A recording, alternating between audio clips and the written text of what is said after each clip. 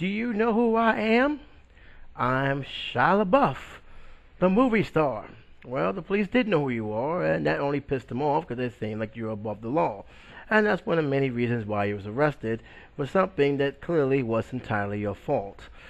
Hey guys, J77 back, doing the second half of this week entertainment roundup, and I'm doing it freestyle, no reports, of course, that I'm reading from the monitor. This is me and my own personal opinion on what I have read in the last few days, especially since I was on the mends and on the mends from my cold. But nevertheless, I'm actually feeling good, actually feeling great. Let's talk about Shia LaBeouf, who had made the entertainment news wave for the past couple of days. Was something that not surprised me, but yet shown this how this troubled star had really succumbed towards the dark side of the entertainment world. As you know, he had an incident that happened in a theater. There was a play going on, and needless to say, he lit up a cigarette, which has been very clear since the beginning of the 80s that smoking is prohibited in stage and in movie theaters. This is something that has been well known for ages. They make it their business to inform people about this.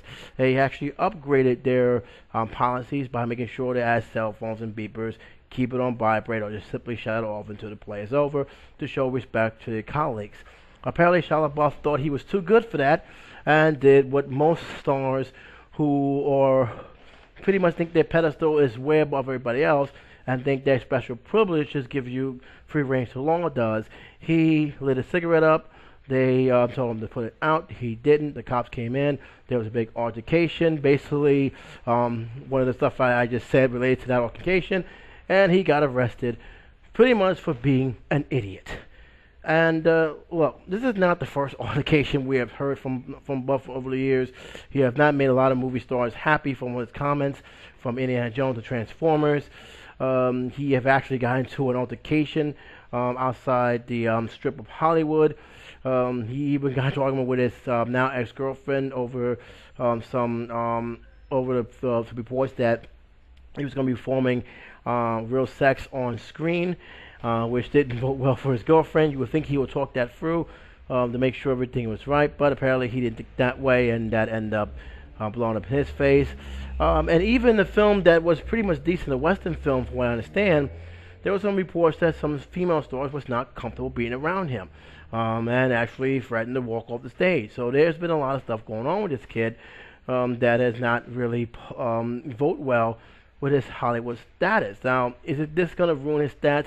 Probably not, but it is not going to make it any better for theater producers to actually look at this kid and say, yeah, I want to hire him. And he should really look at his behaviors. Again, this is pretty much mostly on him. There's no excuse for his behavior. There's none whatsoever for being this much of an idiot as he has done. You know the policies. This can't be a first time in a theater. This can't be a first time going to a stage play. You know the policies coming in. They announce it. Why did you felt the need to be better than anybody else? And the fact that I'm Shia LaBeouf, I'm Justin Bieber, I'm Alec Baldwin, I'm this, I'm that, don't really mean anything. I got news for you. Cops take that personal because what they're saying is that you can get away with anything, and the cop's going to show you, oh yeah, well I'm the law. I'm going to put you behind bars. How much he's going to probably get out of this is probably going to be a misdemeanor. It's probably going to be disturbing of the peace. He's not going to get much out of that. He's not going to get a felony, nor should he be. But the point is, the more this guy does this, it's less likely that studio is going to take a risk on him. Just ask Lindsay Lohan, okay? And I'm going to get to Lindsay Lohan in a minute, and it's not in a bad way, but I'm saying that for a reason. She has done a lot of stuff that put her in the spotlight. She has really went downhill where now most of the films are either not been screened for a major audience. Barely anybody sees these shows. And she has been reduced to pretty much trying to do low-budget independent films. Which, for what I understand, she has actually conducted herself well. But the point is, her career have taken a serious nosedive where it may not recover. You are hoping, if you are still a fan of Lindsay Lohan, that it does. but it may take years before that actually happens, and by then it may be already too late. Shia LaBeouf, you can do the same thing. You came off a very big high, but you're also going on a straight down low. Okay, now I don't know about your Nymphomaniac movie. I haven't seen it. It hasn't really been advertised in too many theaters because of the not rated symbol that they have gotten. Independent films, independent theaters that is in the Village or in Lower Manhattan played it. I'm aware of that, but it didn't play for too long, and that's unfortunate because I did actually want to check it out. But the point is that you made an independent film, made another movie that didn't do well in the box office, and I don't really see too many other stuff that's going to come out of your filming resume, and a lot of that because you did burn a lot of bridges. You talked badly about Indiana Jones, which I thought was out of line. You even talked badly about other films that even producers came back and said, hey, you know what you signed on when you took the job. Stop acting like, stop whining. You did your job, and that's it. And whether you know or not, those hit residents elsewhere. Because if I'm a producer and hear something like this, I say, well, if I hire him for this movie and then he try to follow a trend of the film being bad, and he bashed the film, what that makes me look for me. I got to cut my own end. So there's a whole lot of stuff with Shia LaBeouf that really bothers me. This is just the latest of it.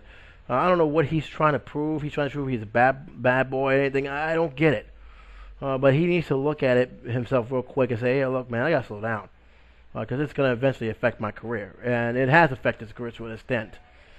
So I'll leave it to you guys to comment on it. I will leave links to the story so you guys can read yourself. But it is something that is really, really bothersome. And I'm just hoping that he looks at himself and just basically fix it. Fix it before it's too late. You're still young. And here's the thing. I don't consider him as a bad actor. I know a lot of people don't like him particularly. Some even go by name calling. But there are some films I thought he was pretty good in. And I didn't think he was the problem with Indiana Jones. Yeah, Indiana Jones is not perfect, but I think he was one of the main reasons why Indiana Jones was bad. I thought he was pretty good. So he does have the talent. I just think he needs to focus on that and not give people reason to hate him even more. Like another star, a singer that is, that has been doing in the past 3 years now. I'll leave you guys to comment on that. Now let's go to Lindsay Lohan, because I'm not going to go too deep with Lindsay Lohan. This is actually good news, okay? Because a lot of times I'll be hearing news is normally what Lindsay Lohan did this time. Well, surprisingly, this has been almost a year. We haven't had a Lindsay Lohan news for a long, long time. Obviously, she's kept herself out of the spotlight, which to me is a good thing. She's been in the spotlight so badly that it probably was the best decision. Keep out of the spotlight, keep out of these clubs, and just focus on trying to rebuild yourself, which you have done. Now, there's been reports that's coming out, it has been confirmed, that Lindsay Lohan will be on a stage play very, very soon. This is something that is unprecedented, because a lot of people are saying that, oh, she really fell this low in the totem pole. Well, I disagree a little bit. Maybe this is the stepping stone that she needs to show just how credible an actor she can become. And that is something that is good. I mean, maybe being in a stage play is a good thing, is a great thing. I'm not sitting here and knocking that. I think that is wonderful that she decided to take this role. Granted, it's not a major $1 billion role. It's not something she's going to get paid a lot of money.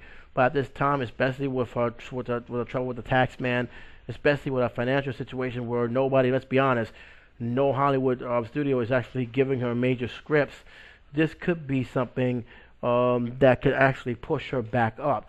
And keep in mind, the one thing I want to keep this and straightforward is that Lindsay Lohan had been in one independent film and another made-for-TV film.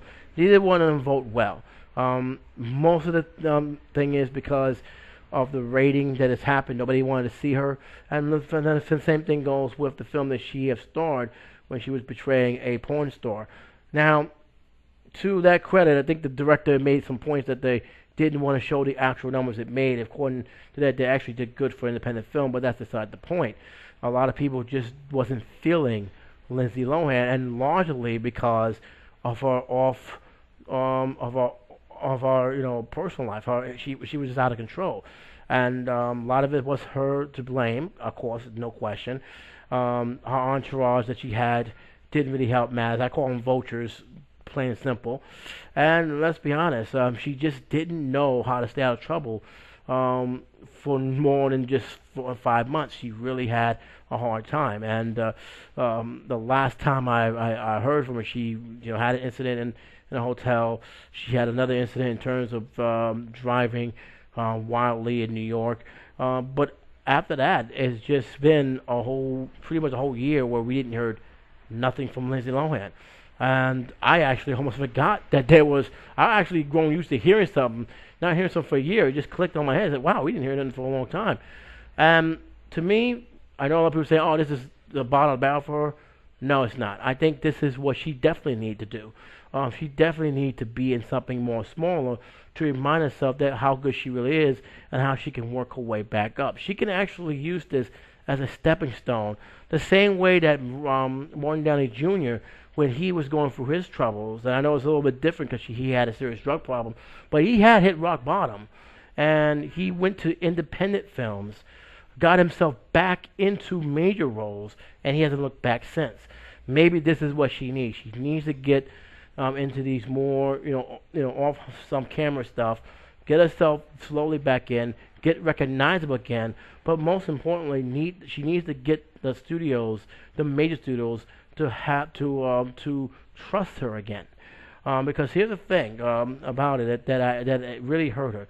Do you remember that Gotti movie they were supposed to make, a film that I believe never got seen a lot of day right now? She was supposed to star as one of the major stars, and that fell through the moment he asked for more money.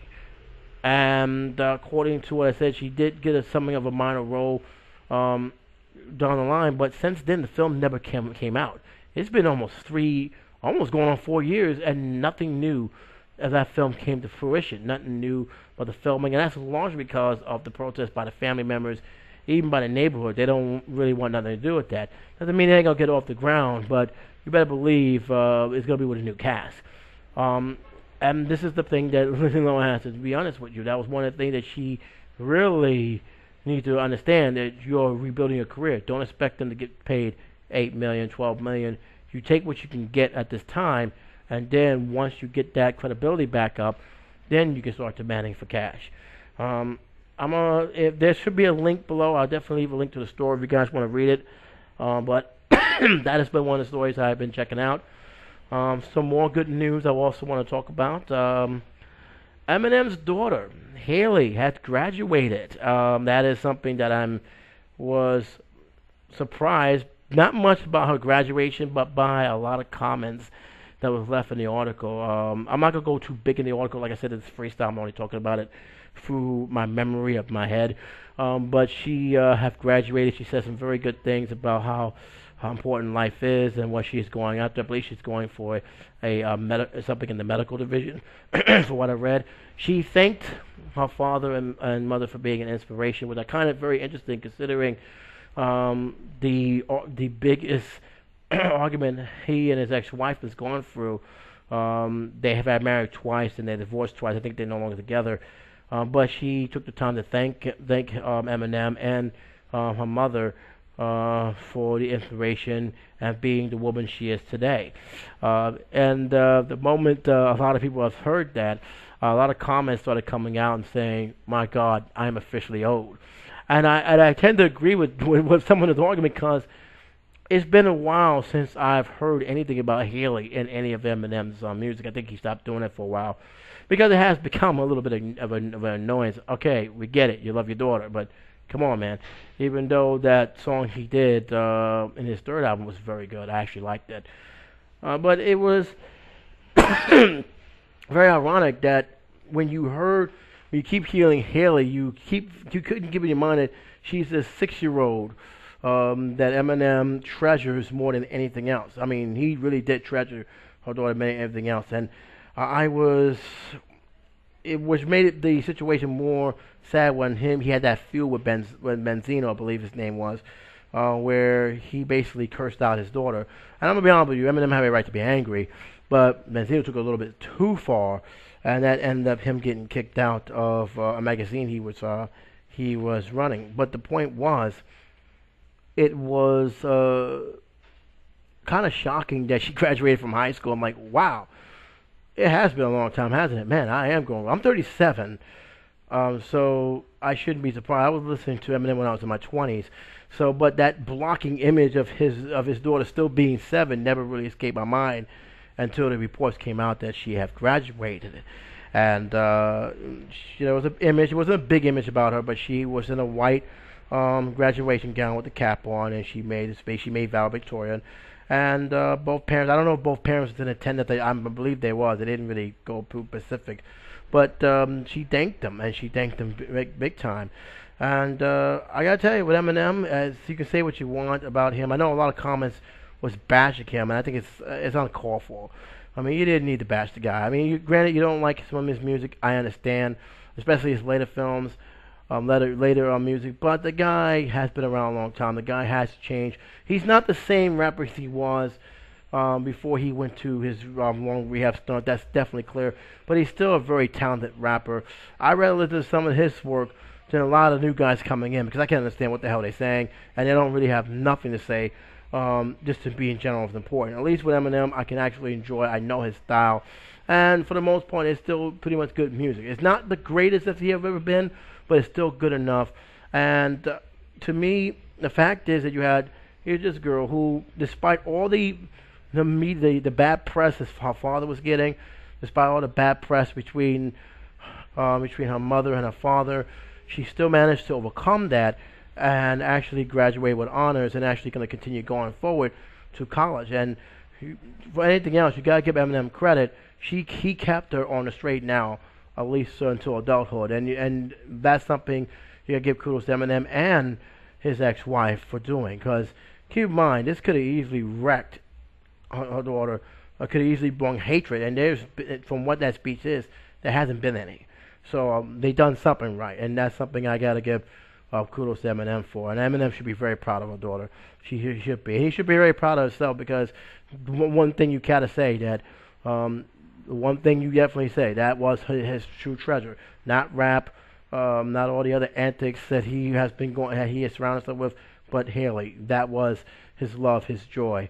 And you did a good job, my man. Despite maybe disagreement in music and your style of music, you did a good job, man. So again, congratulations to you, Haley, and to the rest of the family.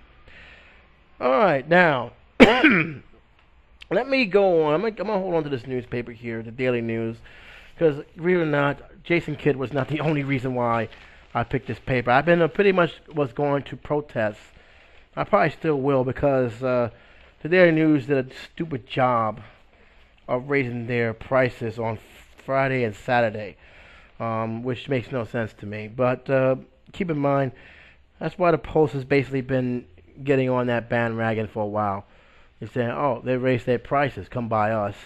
And I don't know if that's going to work or not, but it is something that that I'm definitely going to keep an eye on, especially since the Daily News has raised their prices. And let's be honest, with the news business on the decline that there is, the last thing you want to do is raise the prices. You usually should be lowering your prices. But that's a different topic for another day. Hopefully, they can actually get their act together and realize that, hey, maybe it would be better if you lower the prices and cut all the nonsense that people really don't want in their papers. Same thing I will say with that. I may talk about something in an article that I will do last, but that's all depends on how much time I got left. I don't want to pass the 45-minute mark. But the Daily News there is something else going on around Daily News, which is actually amazing. And this is a thick paper for a reason. And that is the Daily News is celebrating 95 years 95 years of being New York hometown paper. Now, that's a very big accomplishment for this newspaper. 95 years. We had a lot of newspapers that come and gone over the last 95 years. But the Daily News have seemed to survive. And the Post, although it was very close to being extinct, have managed to survive and became pretty much the conservative side of the newspaper ever since Murdoch took over. Now, both papers are different in many different ways. The articles are a little bit different, how it is reported a little bit different. But the Daily News always seemed to be the centerpiece of New York papers. And in many ways, that's a good thing. In many ways, it's a bad thing. But for the most part, many people recognize the Daily News for what it is. Now, the Daily News, surprisingly, used to be only their factory, that is, used to be 2 blocks away from where I used to live. I used to live in Dean Street, and it was only a few blocks away from there. And it was a big factory. It stretched almost 1 to 2 blocks long. And I remember the day they went on strike. It was a big, big deal back then. From what I understood, a guy got fired because he wanted to stand up, and he couldn't stand up because of his legs. His legs not what it used to be. So he sat down. The supervisor came up and said, "You need to stand up." He was dismissed and later fired. That sparked a strike that lasted a very good portion of almost 2 months. And I remember going to that striking area. I remember the barrels was smoking and people was out there with their picket signs. But it really got dangerous when they started burning down trucks. So they was very, very angry. There's very, very, very steam that actually happened to one of their workers. This is how I realized this is how much powerful unions can be and how dangerous unions can be when they push over the edge. Now, they did resolve that. They did resume work, and they did business as usual. I believe it was in 1993 or 94 when they finally moved the plant. Now, I don't know where they moved the plant to. I haven't really checked. But the place where the plant used to be is now houses. And I don't know if that's going to be the 4th stage of what the Barclays Center has been doing lately, what Ragner's been doing lately. I haven't been keeping up on that.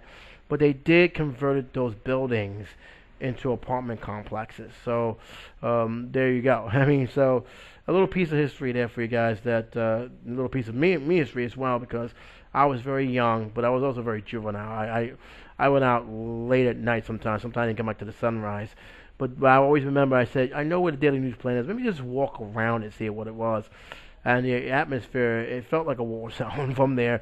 But it was definitely because of what they felt was unjust at that time. So that could have hurt the Daily News. It didn't hurt them as much as the Post strike almost did. But this was definitely something of a big thing. So from 95 years of telling papers, and I like this article very, very much because the article they have here has a very, very strong description of the 95 years this paper has been in existence. The article is very, very telling. And the first thing you see in this article, because I'm going to go right straight to the article now, because it actually is so big, very, very big, that it stretches almost. They stopped it at the sports section, but they actually gone through this. So it goes through a lot of stuff that goes through here. And here it says here, 95 years. You see all these I would love to get a collection of all the old Daily News papers here. And it shows one of them happens to is a classic one of Jacqueline County Onassis when she died, 1929 to 1994. We had a very good picture of Ed Koch, the former mayor, and then when he passed away not too long ago. And it says here, "You did good." There's a picture here that was so telling. I think it shook a lot of people to the bone. This was the last woman executed from the electric chair in New York, and the paper just had her strapped to the chair. And it says "dead" right on the file, right there. I remember this being a iconic paper. I'm not surprised it's one of the top 5 most eye-popping issues in this paper here, because that really brought people question about the death penalty in the city, and they actually banned the death penalty for so long. There's a paper here. This is where you know how old the Daily News is. Elvis Presley dead at 42. There's another one here with about Saddam bin Laden dead or alive. They also have one with a 23-4-page special. That's when Frank Sinatra died at age 82. The Helensburgh explosion 100 dead. The Last Dawn on paper here. They have a lot of things here. They have an old one. I think this is the Tonight edition because this one says Daily News Tonight Extra. Pope shot, hit by gunman at St. Peter's. Very interesting there. There's another one here that says that Stalin's dead. So there's a lot of good articles here that shows very telling tales. And this is all 95 years. And that's not even touching all the articles they don't even put out there. But these are the most memorable articles that you see here. There's the one that where Reggie. I think that's the one that he hit. That gave him the name of Mr. October. There's the one, of course, you gotta believe that was going to be on here on the front page here. Kennedy assassination. So there's a lot of stuff here on that. There's the invasion breach Nazi defense. That's something that's definitely there. There's a one here that about the city is your central. I don't know what that means. Floored. I believe that's when the Knicks went back to the championship game. John Lennon, of course, that was one of the biggest things. When Saddam bin Laden was killed by American forces, Daily News had an article saying "Rotten Hell." The Daily News has America weeps. That's when the incident with the Sandy Hook that has happened. Here's one that that actually caught my eye a little bit. Nixon quits, even though technically he was forced out. Black Friday, I believe that's something that hit the news.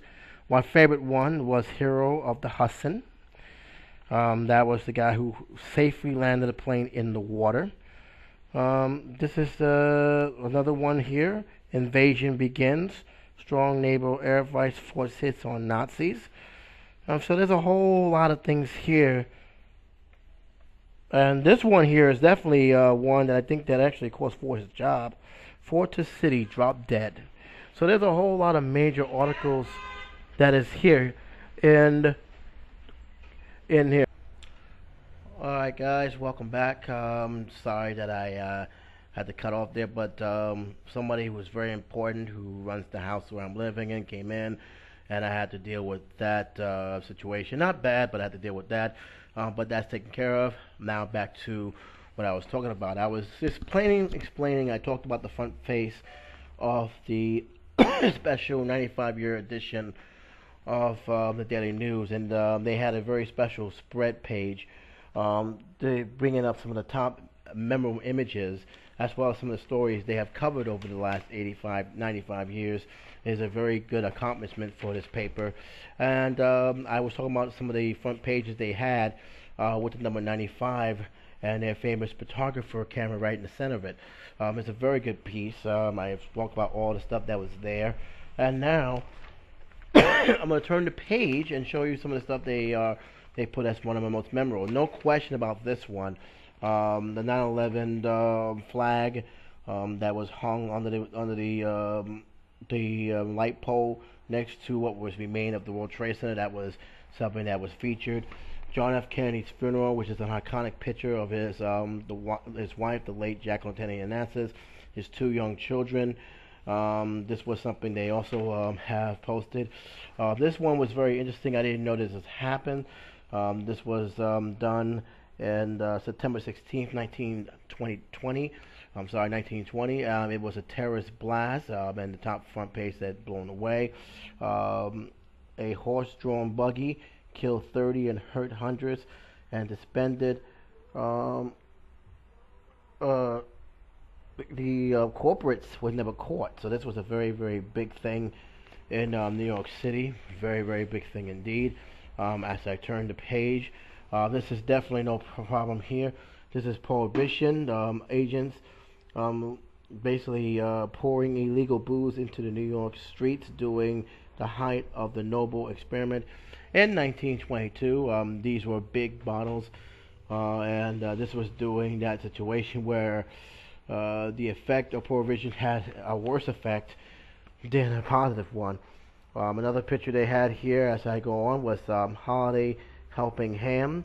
Jobless man waits in line in the rain to be served Christmas dinner at the multiple lounging house on East 25th Street in 1932, the worst year of the Great Depression. And in this picture here, as I give you a visualization, when I say there's a line, there is a huge line.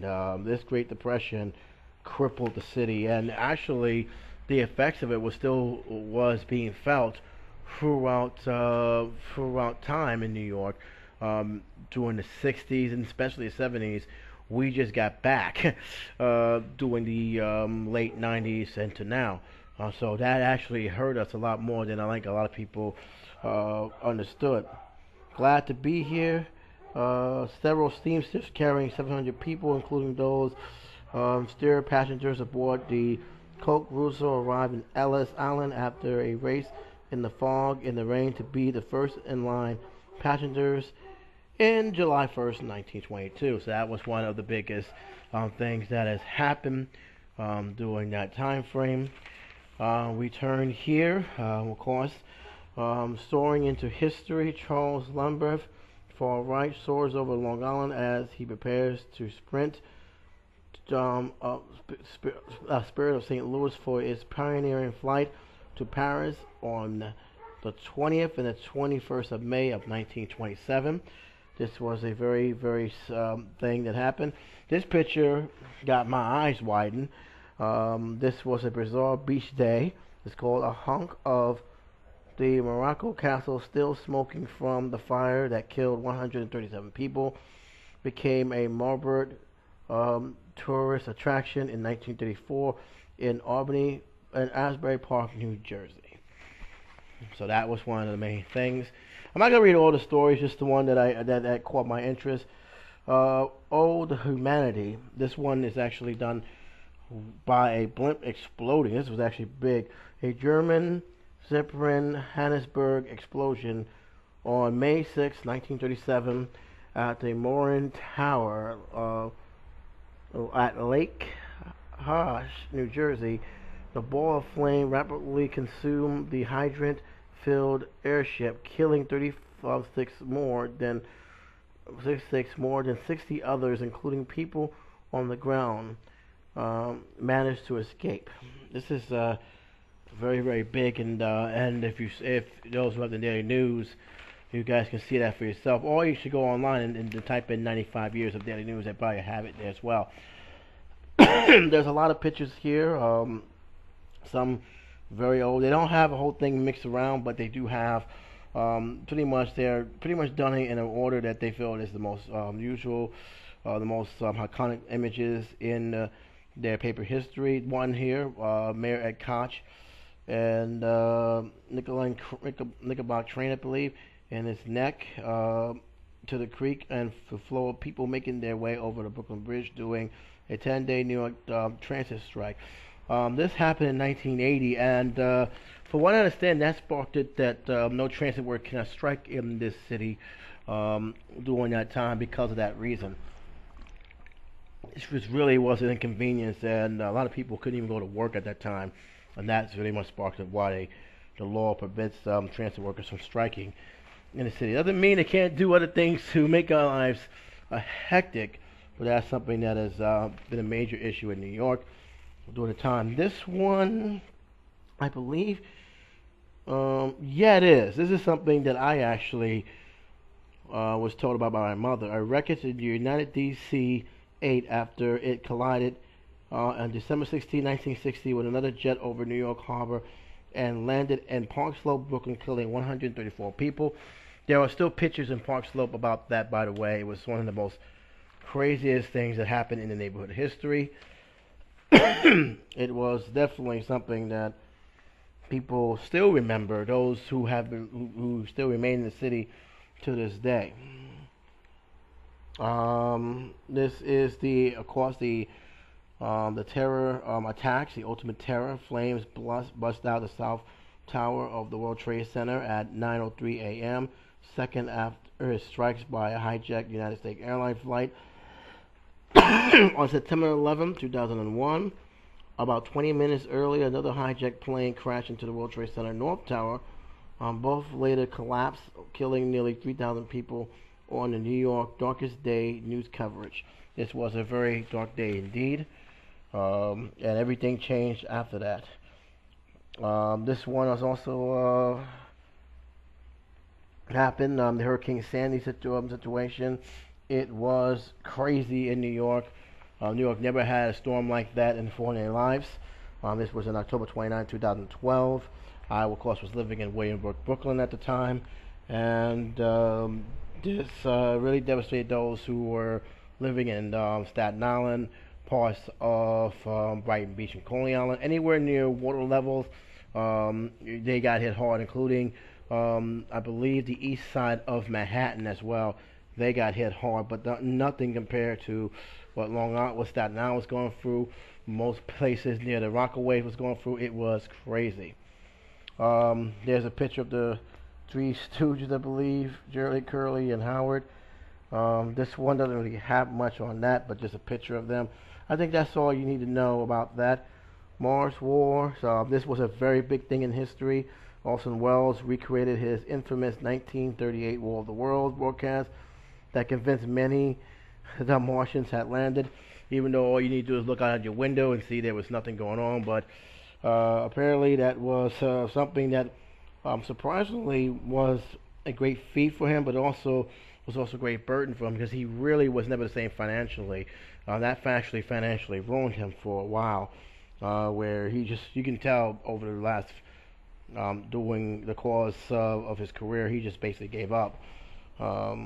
We also have Mayor John Lindsay turned interviewer in 1968 with a few words from Barbra Streisand at the Funny Girl premiere. He's popular mayor in Laurel. But this one was my favorite one. I actually saw this one on television with my mom. She was a big Diana Ross fan, and I remember this as it was yesterday. Diana Ross in Central Park, that concert was amazing.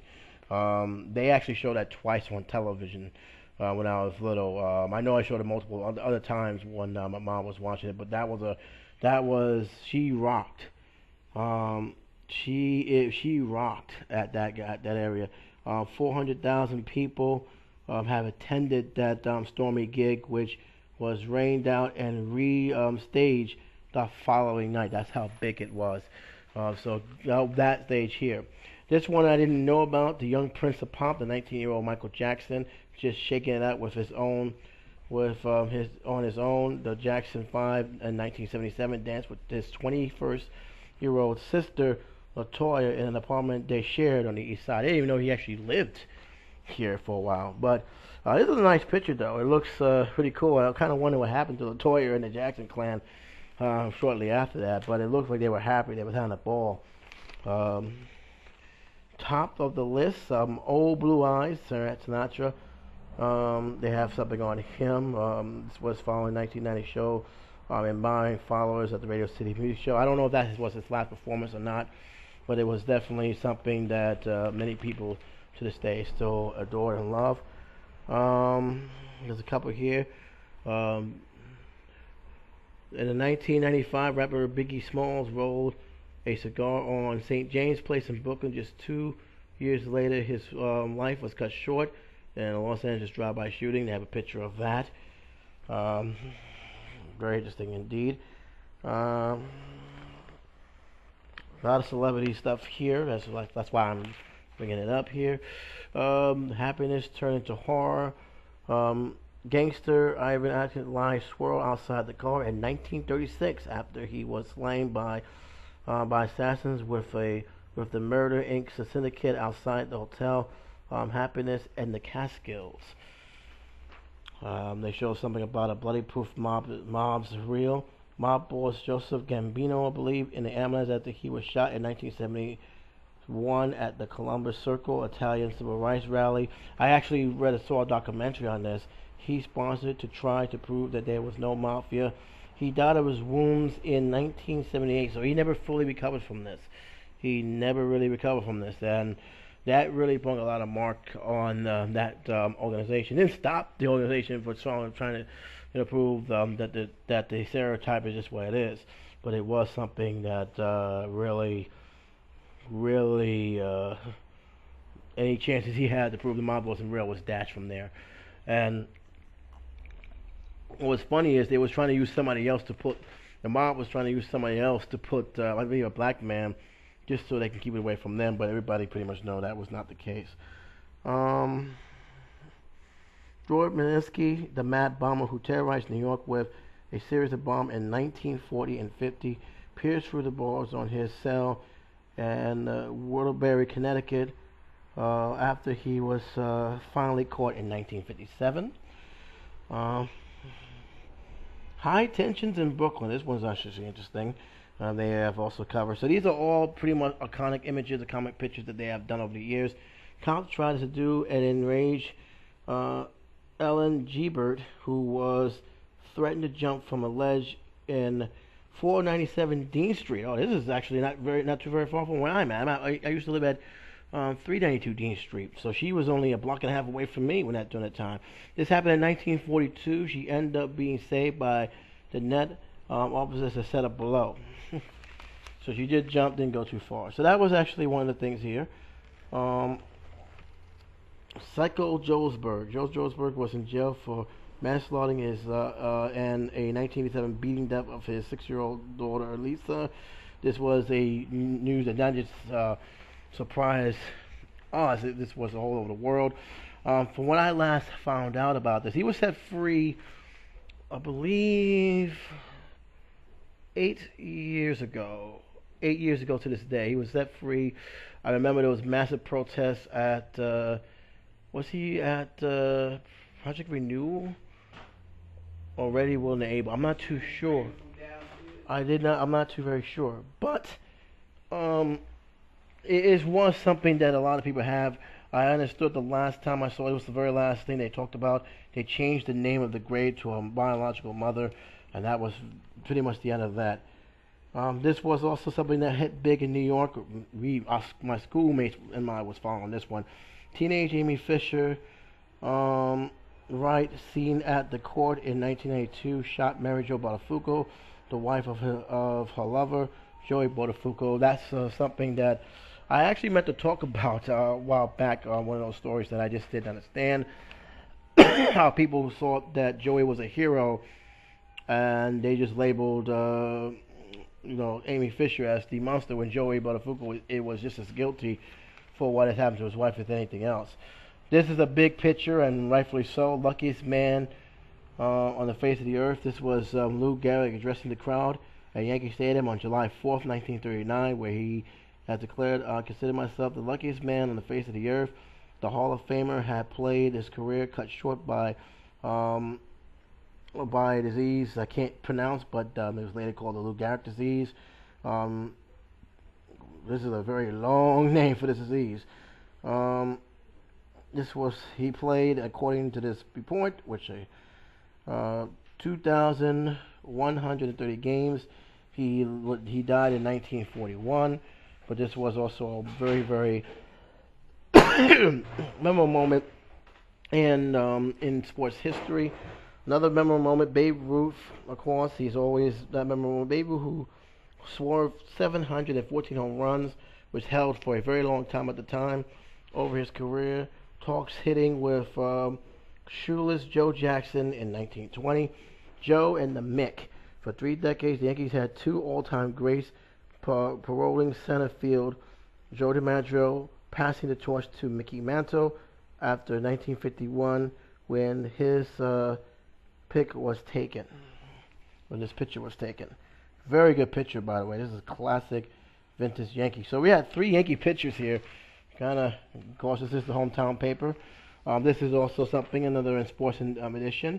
Of course, the Knicks in the 1970 season. Knicks started 5 from Derek Branchard, Walt Frazier, Bill Batley, Dave DeButcher, and Willie Reed rejoiced after winning the Eastern Conference Championship title on April 20th, 1970. They went on to beat the Lakers in 7 games to capture their first NBA championship. So that was definitely a big thing in New York history. And they won another one, I believe, in 1977 or 76. And we did not came back ever since. We went to the dance a couple times, but never won the title, and it has been a very long time. More Yankee stuff here. You can't be surprised, of course. The birth of the dynasty. This was the Yankees outfielder Paul O'Neill. This was the one I have seen, one of my very first World Series that my team actually won, that I actually lived to see. 1996 World Series. They would go on to win again in 1998, 99, and 2000.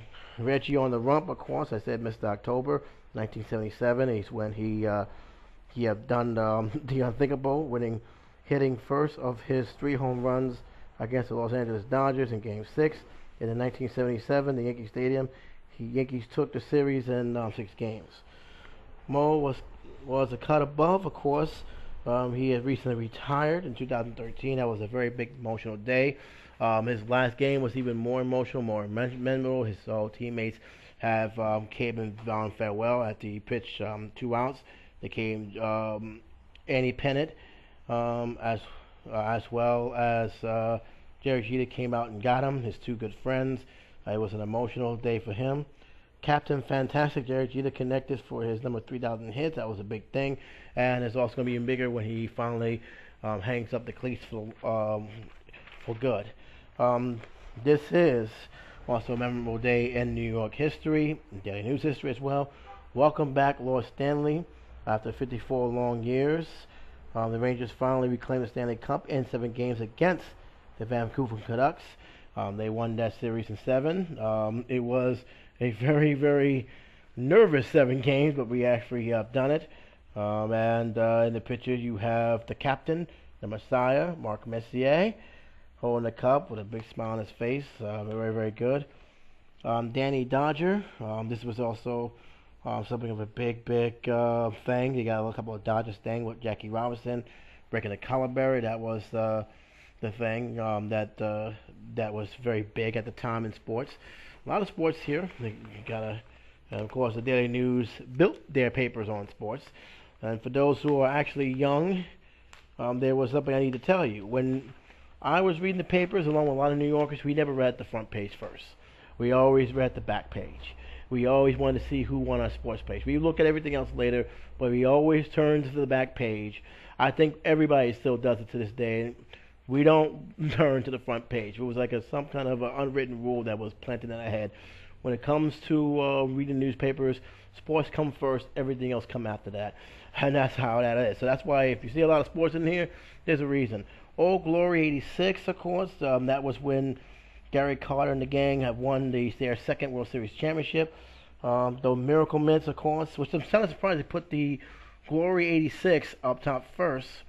And the I believe they won that 1969 second. And the reason why I say that those Miracle Mints because this was a season that the Mets should not have won. They had an up and down series throughout the whole time. And the Cubs, with I believe only 13 games left, had a huge lead, and they blew that lead. It's still to this day a mind-boggling how the Cubs blew that series. But the Mets not only managed to catch up and win the pennant, they actually won the World Series. And according to this here, it says they won the series. They didn't say it. They didn't. It says here, a nice catch, winning pitcher Jerry Goldsman leaps into the catcher. Jerry Gall's arms seconds after the amazing 1969 Miracle Championship victory. World Series MVP Don Colladon. I hope I'm saying his name right. If I am, I'm truly sorry. 22 homers in the 6th inning. 6th inning to help the Mets finish off the favorite Orioles. 22 homers. I'm hoping that's wrong because I don't think that's what it's saying. But it is. No, 22 homers in the 6th inning and to help the Mets finish off the favorite Orioles in 5 games. After 7 seasons of pretty much clownish. I mean, it was just bad for 7 years. They never finished no higher than ninth place. And baseball was a little bit different, gentlemen. We didn't have the baseball standings like this is. We only had the American League and the National League, and everybody was in one. And unlike what the baseball is now, if you didn't win first place, you're not going to the playoffs. There was no such thing as playoffs. You either win your first place division, first place team, face the first place team in the National League, and duke it out. And it wasn't 1992. It was around, I believe, yeah, it was around 93.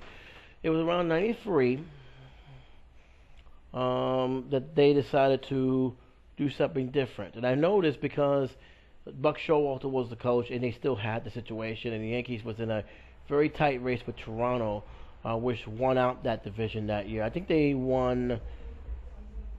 I don't know if they won back-to-back titles that year. I know they made the postseason again, and the Toronto was just a very tough team. They were a tough team that just wouldn't give up.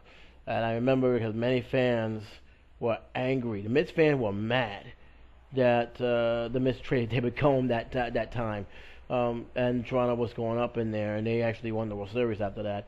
I believe they won two. I gotta check my stats again, but I believe they won two. The Yankees were still coming up. They wasn't there yet. They had a lot of injuries, had a lot of players that didn't want to play, like Danny Tartable, and Pat Kelly.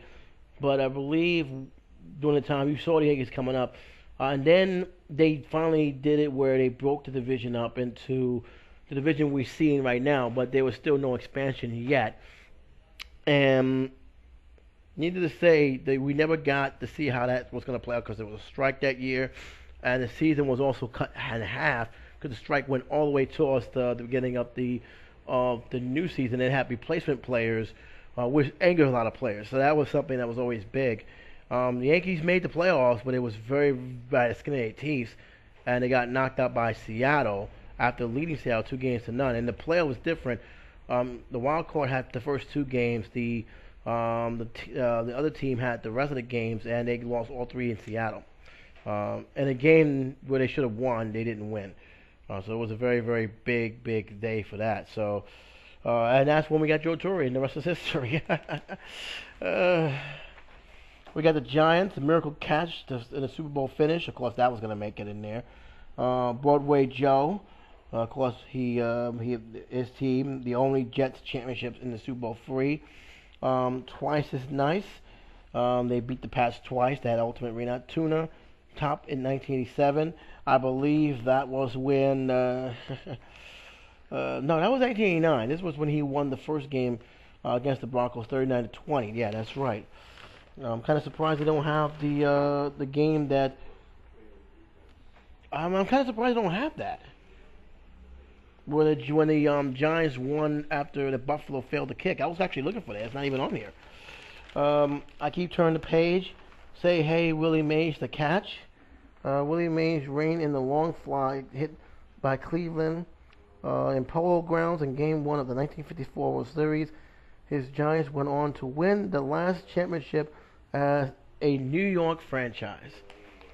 Okay, and that's pretty much it. And that's what the 95 images have shown. This is very interesting. They got a lot of sports on pages. Of course, the Daily News was built on sports, like I said before, so I guess I couldn't be too surprised by it.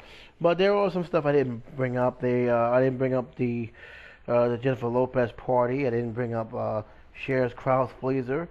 But this is 95 years of the Daily News, and I'm gonna tell you the one thing I will say about the Daily News, and I said this in previously, that if you look at the paper, the hometown paper about this newspaper, they have a very good team, and they still do to this day.